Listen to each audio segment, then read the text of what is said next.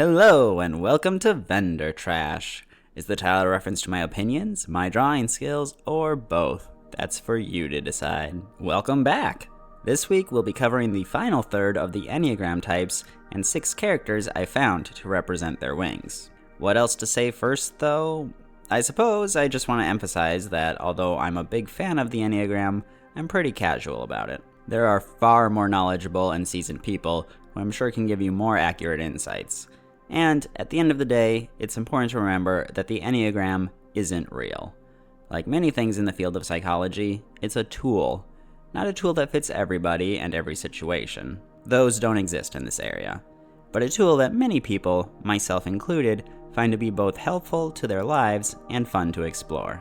Now then, let's get into it with Type 7, the enthusiast. Type 7s are motivated most by a desire to seek out pleasurable and colorful experiences. Not only do they seek out the joy in life, but they have a profound ability to bring that joy to others. They are generally optimistic and bring an air of levity to any situation. Their enthusiasm and spontaneity allows them to pursue many passions, sometimes too many passions.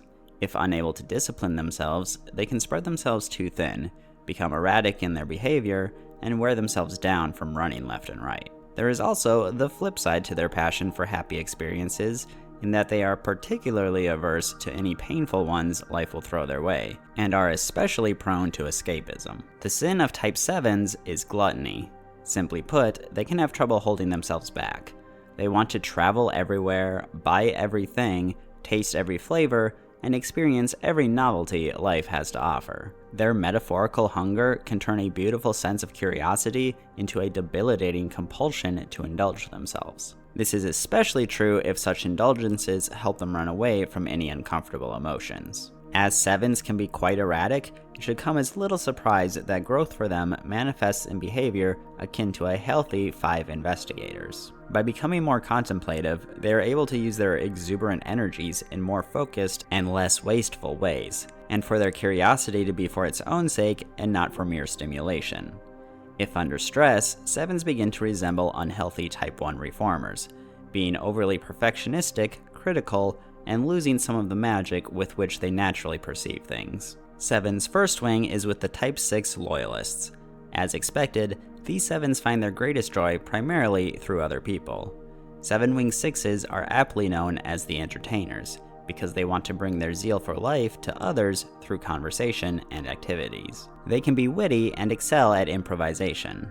Unfortunately, they have a harder time than just about anyone dealing with loneliness, through both boredom and the pain it can cause them. I found that Varisa Windrunner functions as a great example of a 7-wing 6 entertainer. While testing her, my thoughts were, feels her emotions very strongly, needs to have positive personal relationships, and will stifle herself to maintain them, though that isn't true for non-personal relationships. Can be a bit erratic in seeking that which will bring her happiness. Doesn't always follow through. Values her family to a great extent. Varisa has always derived a lot of joy primarily through her interpersonal relations, as her 6th wing would indicate. She cared deeply for all of her family members growing up, particularly Sylvanas and Lyrith, who were closest to her in age, enjoying racing with her sister and the musical talents of her brother.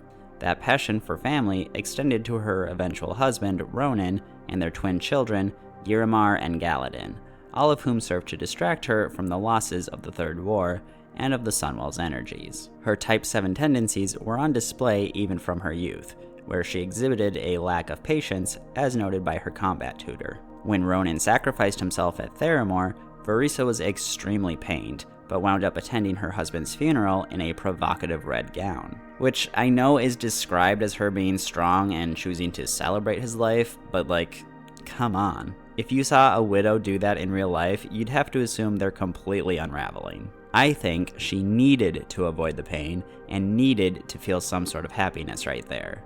Due to the mana bomb being the work of the former Sunweaver Thalen Songweaver and the Divine Bell incident appearing to have been supported by the Sunreavers, Varisa went all in with Jaina when she decided to purge Dalaran of its Blood Elf presence.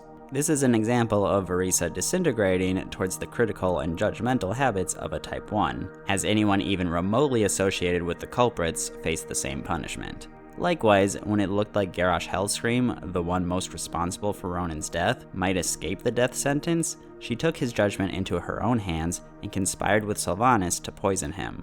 Virissa's behavior during war crimes also highlighted her Type 7 flightiness. She gave her sister's offer to live in the Undercity serious thought, focusing on the pleasure that living with her sister would bring her, and practically forgetting about her children and the impact such a move would have on them until near the end of the novel. She then abandons both that and the assassination plot without telling Sylvanas and rushes back to her boys. She seems to gluttonously follow her whims wherever they might take her. She does have moments of integration, however, where she gravitates toward 5 behaviors. This usually occurs in impersonal military contexts, as she did to help free Alexstrasza from Grim Batol, and later founded and led the Silver Covenant as their Ranger General. And her apology to Sylvanas at the end of the Three Sisters comic is a genuine moment of self-reflection and remorse toward her sister that also highlights her Six-Wing. Now, unfortunately, I'm recording this episode before patch 11.27 comes out, which I know Virissa features in, so I apologize if my commentary here is missing any relevant content that may have come out of that. But overall, I'd say Virissa is a 7 of middling health. For a Warcraft character, she's not that bad off, nor is she the most stable of people.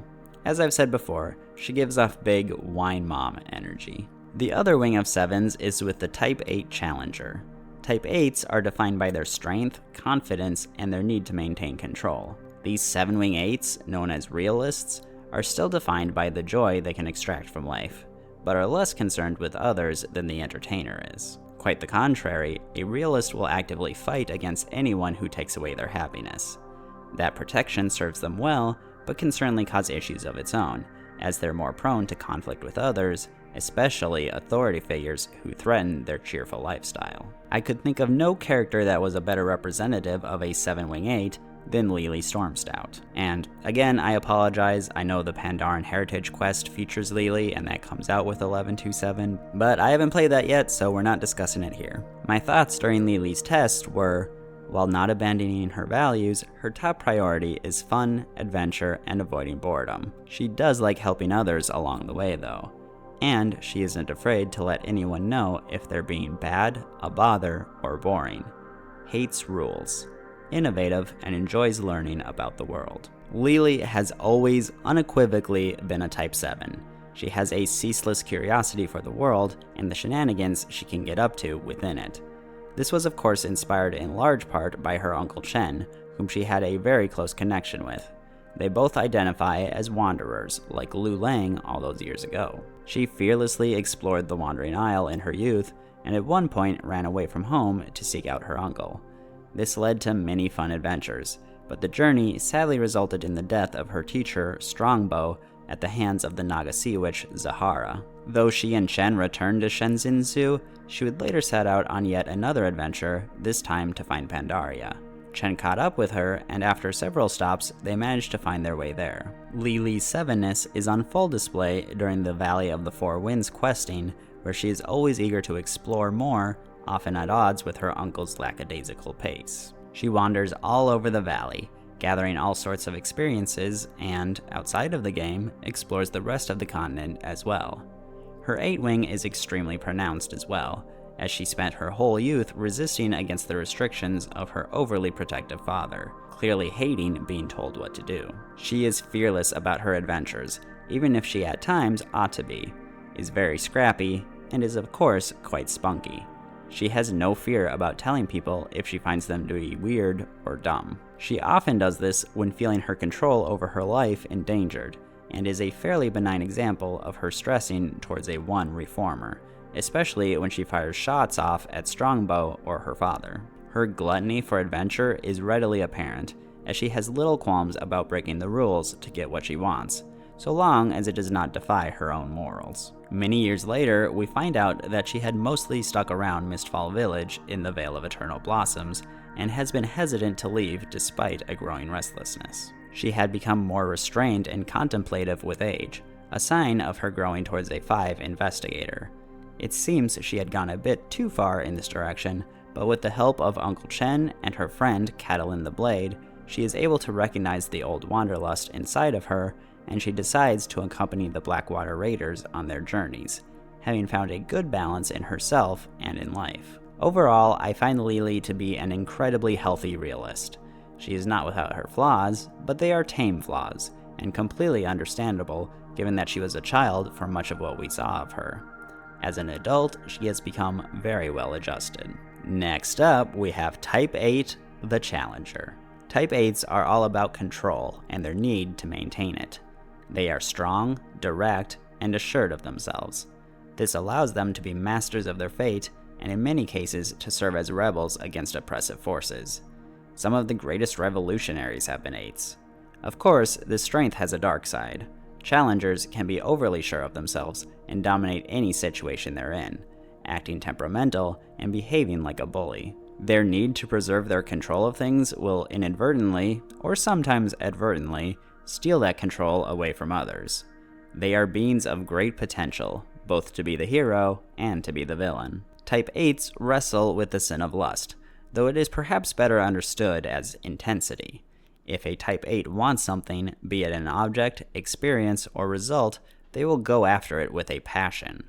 Force is their tool of choice, and it can be all too easy to resort to the tried and true method of bulldozing their way to what they want, not necessarily caring about how it will impact others. Of course, this overpowering approach to things can be directed at very good causes as well. Growth for a Type 8 challenger brings them in line with a healthy Type 2 helper.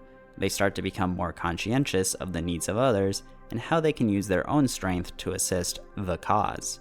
A stressed 8 will resemble an unhealthy 5, encumbered with anxiety and overthinking everything, and seeing threats to their control and other resources. The first wing of a Type 8 is with the Type 7 enthusiasts. Their strength synergizes with the 7's zeal for life.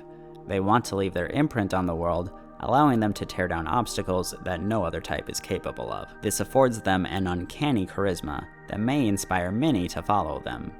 8-wing 7s, the Mavericks, are more impulsive than other 8s, which can in some cases land them in hot water. Serving as our example of an 8-wing 7 Maverick, we have Thrall.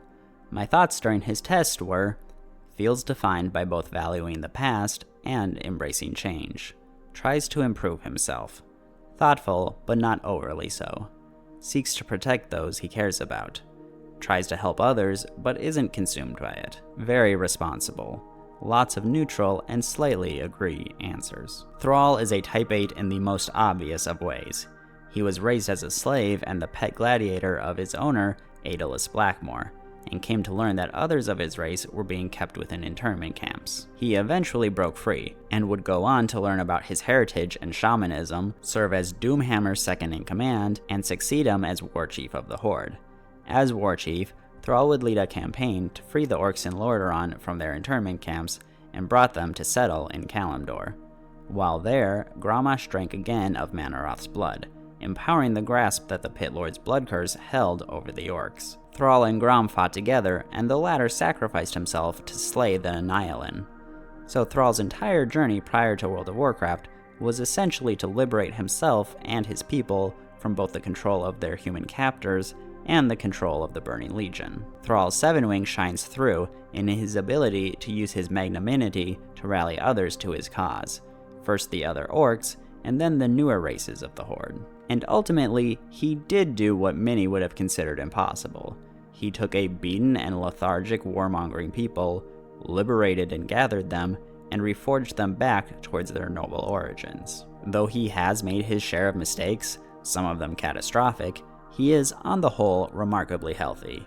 He has spent most of his life growing towards a healthy Type 2, focusing his talents and effort on helping others, particularly his own people, but the rest of the Horde and the rest of Azeroth as well. In a subtler but very on-the-nose example, he served as a mentor to the Earthen's new Storm Ward, Lufcella, as she attempted to summon additional Stormrooks. He has, however, also had numerous times where he has regressed toward an unhealthy 5, though, such as when he went against his gut and named Garrosh as War Chief because he overthought it and concluded that a non-orc war chief wouldn't be accepted. Or later, when he suffered an elemental dysfunction for several years because of the guilt and inner conflict he felt over how he settled matters with Garrosh, or when he attempted to regain some control over his life that he had thought lost by retiring with his family in Enneagram and refusing to retake a leadership position within the Horde that desperately needed him. And despite his usual level-headedness, he does often engage in the Type 8 lust. He is an orc after all, and orcs tend to settle things with aggressive action. He often impulsively jumps into the fray, ready to swing his doomhammer towards a solution. Speaking of which, he has a comedic penchant for throwing his new axe away as if it were a boomerang. It is not. The other wing for 8s is with the Type 9 Peacemaker. Type 9s wish above all else for both internal and external peace. 8-wing 9s, or the Arbitrators, still have an integral and stubborn need for control, but lack the raw joy in life and aversion to pain that a 7-wing can bring. Instead, they are calm, being able to endure the pain, and wishing to get their way through less explosive and more diplomatic means. They still experience frustrations though, and these can occasionally rupture through. For our 8-wing 9 Arbitrator, I decided to go with Arthas Menethil, particularly before becoming the Lich King, and particularly before he joined the Scourge and still served as a paladin. My thoughts during his test were, needs to be successful, endeavors to help others, but it's usually self-serving, negative outlook, not necessarily a planner, but very thorough, tries not to be too emotional, but his anger and frustration always shine through. Now, your first thought may be how Arthas possibly qualifies as having peacemaking tendencies. Admittedly, he scored very low in 9 traits, but it was higher than 7 traits, as Arthas pretty much never enjoyed the pleasures of life. And at least as a paladin, he did have some 9 behaviors. He wanted a peaceful existence for the people of Lordaeron and for himself. He considered the orcs in the region as well as the Cult of the Damned to be wretched nuisances, ruining the calm and upward trajectory of his life, and removing them as a threat was the solution. The whole world must learn of our peaceful ways. By force. Ultimately though, Arthas was always completely driven by a need for control. Any instance in which his freedom was restricted or his choices questioned would catch his ire, even if the perpetrator was his own master, Uther. Despite always trying to maintain a calm demeanor and settle things with words, Arthas' anger constantly leaked out. He did have a capacity for goodness, and could grow towards it too, particularly when dealing with the common folk whom he often tried to serve.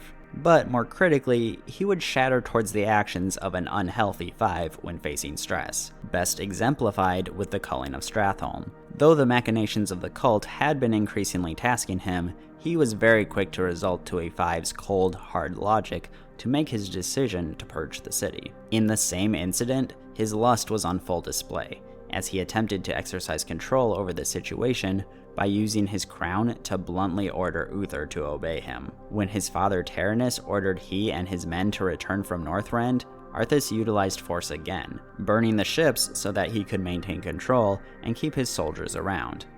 Obviously, after picking up Frostmourne, Arthas' personality shifted more and more towards pure evil, but at his core, he always held a desire for control. Though seemingly loyal to the Lich King Ner'zhul, he would eventually consume his spirit to give himself full control of his body and the Scourge. Even his plan in Wrath of the Lich King involved him taking control of the greatest champions that Azeroth could produce. I think it goes without saying that Arthas Menethil was an extremely unhealthy 8-wing 9 before Frostmourne and all the worse thereafter. And that brings us to our final type, Type 9, the Peacemaker. One might say it's the best type of all, and that has absolutely nothing to do with it being my own type. Their most dominant motivation in life is, naturally, to live in a state of peace and, moreover, stability. This refers to both interpersonal peace as well as an internal one. We are trusting, optimistic, and forgiving. We are always seeking to avoid conflict, often to the detriment of ourselves and even others. Because 9s hate when other people add stress to their life, they endeavor to avoid adding it to others, making them very easy to maintain positive relations with, provided their passivity does not drive you up a wall. The crucial sin of Type 9s is sloth. This can refer to straightforward physical laziness, if activity feels like a disruption to their comfortable status quo.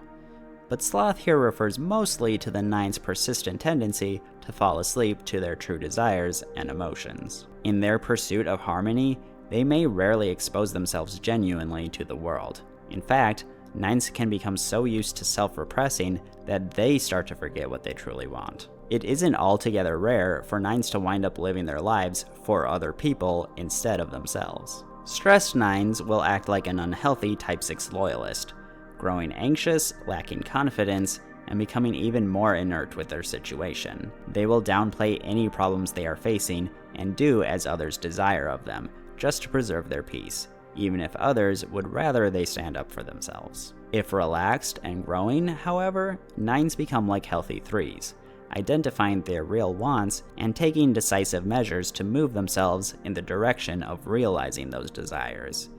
This in turn allows them to foster better relationships as they can actually be authentic with other people. The first wing of a Type 9 is with the Type 8 Challenger. This wing gives them a sense of confidence and assertiveness that runs contrary to a lot of the core 9 habits and helps insulate them against those very downfalls. They will actually put themselves out there and can use their powerful presence to cultivate the peace they desire, both in their lives and amidst the lives of others, earning them the title of the referee.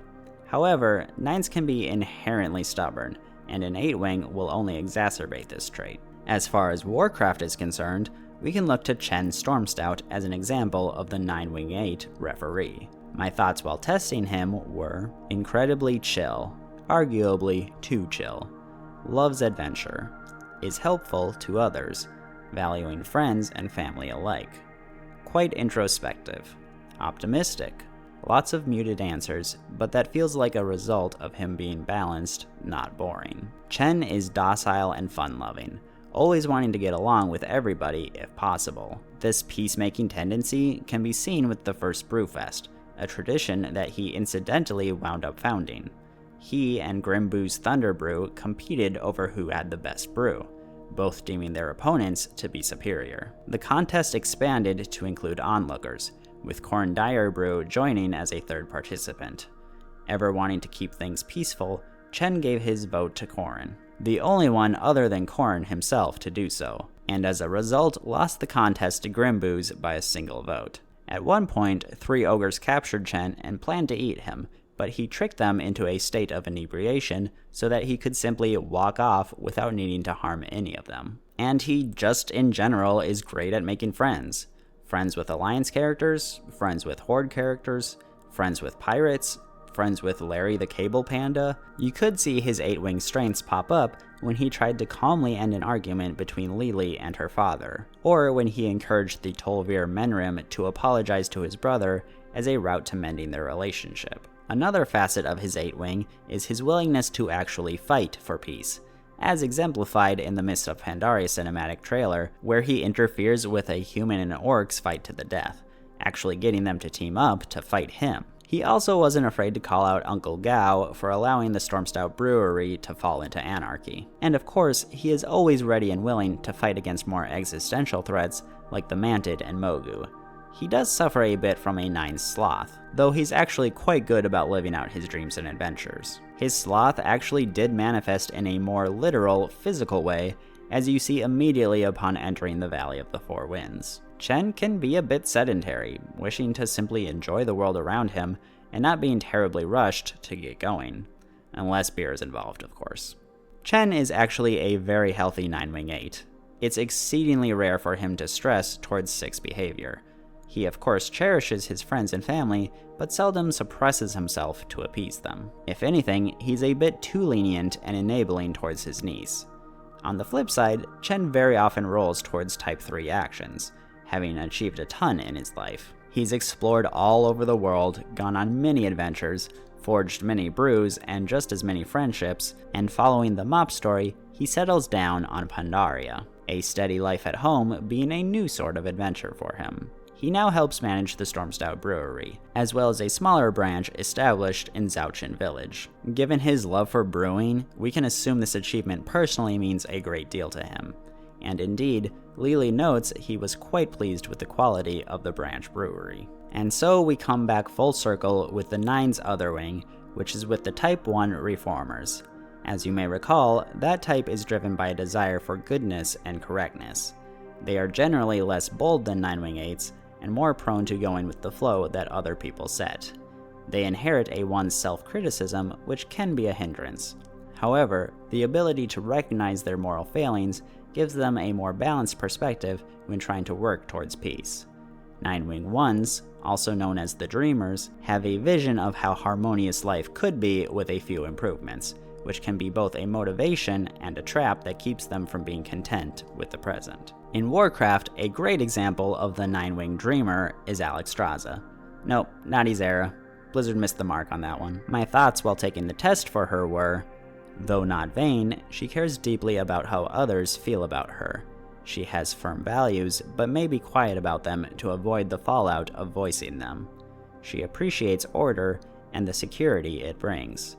Often the optimist. Puts lots of pressure on herself to do what's right, but doesn't actually take much action to improve herself. Alexstrasza wants nothing more than for Azeroth to be in a state of peace and prosperity. As the Lifebinder, it is literally her sacred charge to protect all life on the planet when possible. As such, she hates conflict deeply. That being said, she does have her principles and will fight for them if need be, as her 1-wing calls for her to do. A shining example of this is brought up during Garrosh's trial. When questioned by Tyrande if she would forgive the Dragonmaw orcs that forced her to breed, she answered that if they came to her genuinely asking for forgiveness, that indeed she would. Why would she do such a thing? Because forgiving the penitent is simply the right thing to do. To her, her own pain and trauma are secondary concerns. By contrast, she has relatively few A traits, as she doesn't have a great need to maintain control. During stress, she definitely runs the risk of disintegrating towards a 6.